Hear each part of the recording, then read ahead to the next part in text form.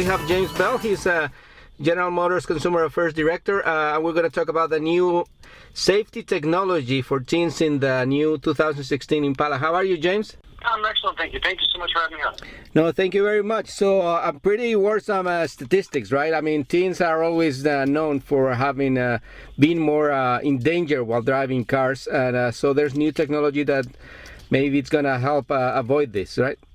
Yeah, well, it's not teens' fault. I mean, they're newer to driving, potentially driving a car that doesn't have as many safety features, probably an older car. And so, yeah, the statistics are very, very bad for accidents and fatalities for teen drivers. So what we've done is looked at the introduction of the new Chevrolet Malibu and how can we help. So we've introduced something called the teen driving application, which basically is a report card almost, where you set the car up to monitor your teen's driving habits. You can put in limits on speed from 40 to 75 miles an hour. And if the driver exceeds that, it will put a mark on the car. If the stability control system is engaged, meaning the driver has maybe done something a bit erratic and the stability system had to kick on to make things straight, then that will be noted. If the forward collision alert system, which is obviously watching the road ahead, and if the car identifies the fact that the traffic is slowing down, but the driver is not slowing the car down, and that will automatically kick on and also give a warning to the driver. So all these things add up to, like I say, a report card that as soon as the teen driver comes home, the parent can go and look at that report and see how well they've done. Hopefully they've done well, but if they haven't, then that's a great opportunity to teach better driving habits. Oh, so these are applications for safety that are going to give a report after the matter, but there are any that are active while they are driving?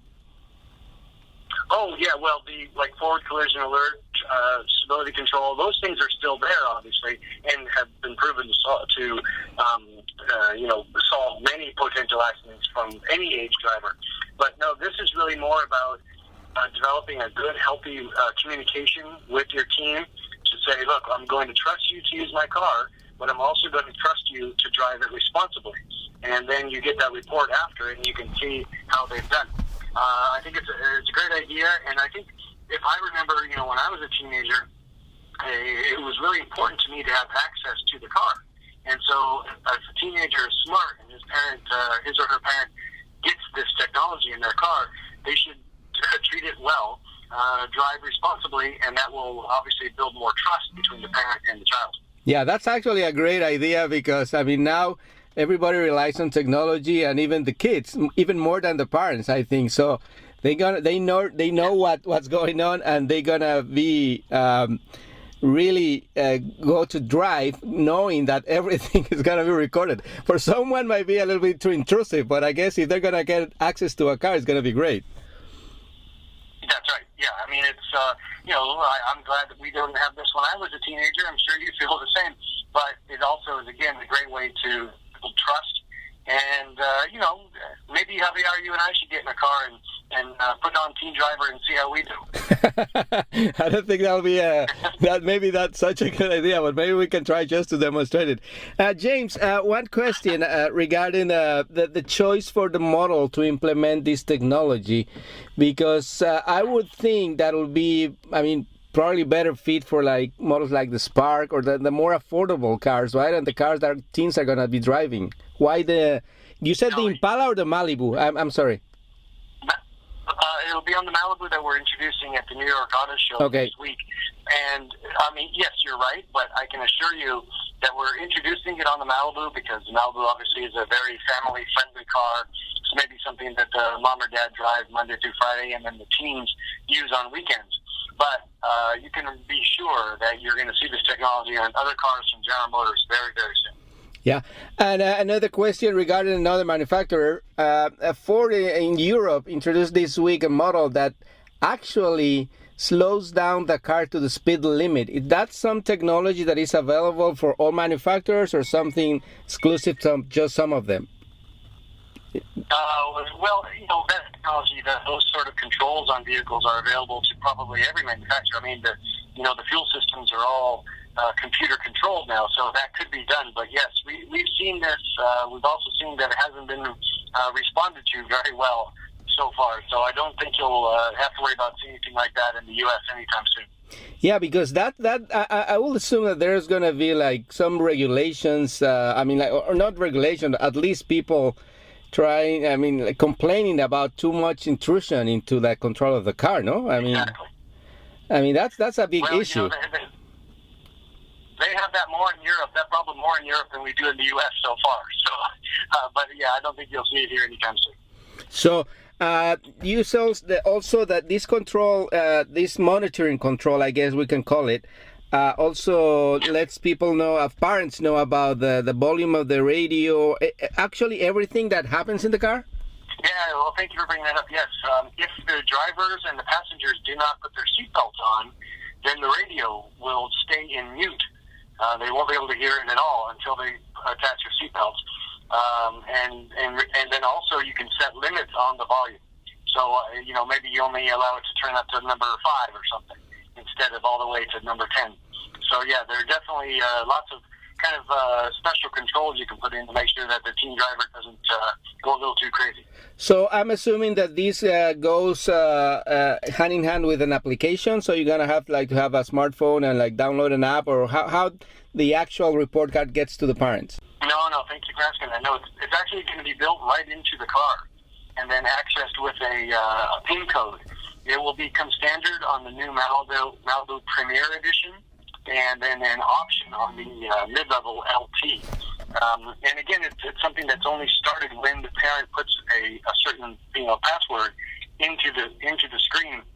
It doesn't turn on every time somebody drives the car. It's only for those special times when the parent and the teenager both know that they're going to be monitoring that drive.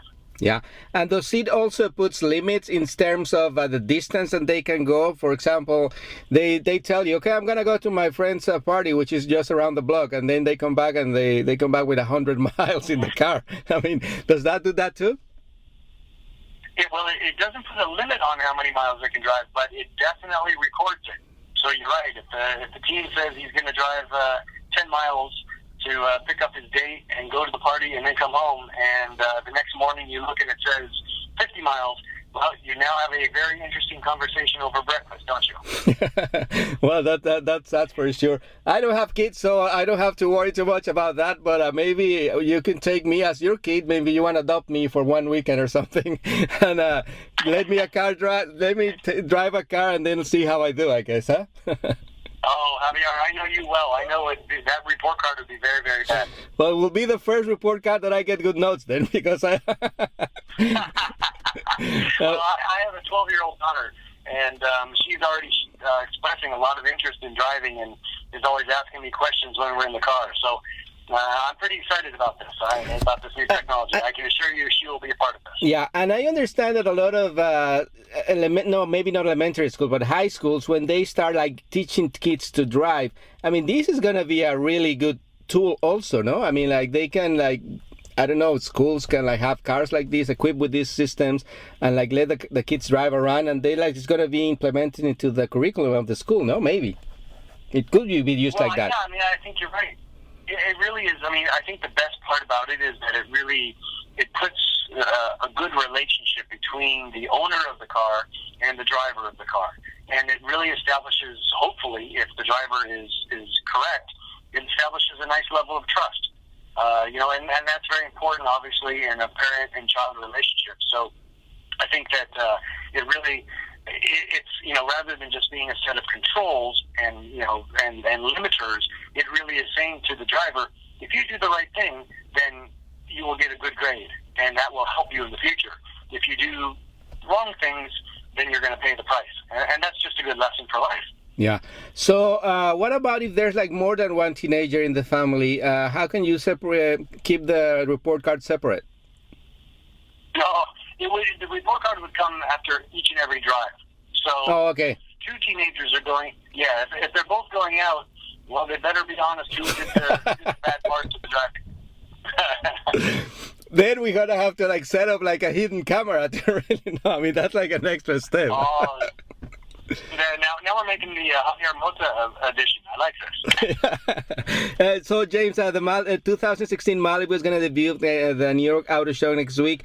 I guess this is one of the features, and since it's going to debut next week, I mean, you cannot tell me more about it, I guess, but completely new car. What can you tell us about it for now? Well, I can tell you, number one, that it's beautiful. It's a very good-looking car, very completely different from the current Malibu. And I can also tell you that the interior space is a big change. That's been the biggest criticism of the current Malibu, in that it didn't have a lot of space in the rear. But I sat in the car, in the driver's seat. I put the seat all the way back, and it was too far. And, wow. And I'm almost 6'3", so yeah. It was too big for me. So I had to scoot up, and then I put it in a good position, and then I climbed in the back seat behind the driver's seat, and I could fit easily. So this is any complaints about the size of the interior, they will be gone. Okay. Well, thank you very much, James. James Bell, General Motors Consumer Affairs Director, and I'll see you in New York next week, and we'll share more information about this new car and others from General Motors. Muchas gracias. Bye, James. Muchas gracias. Bye.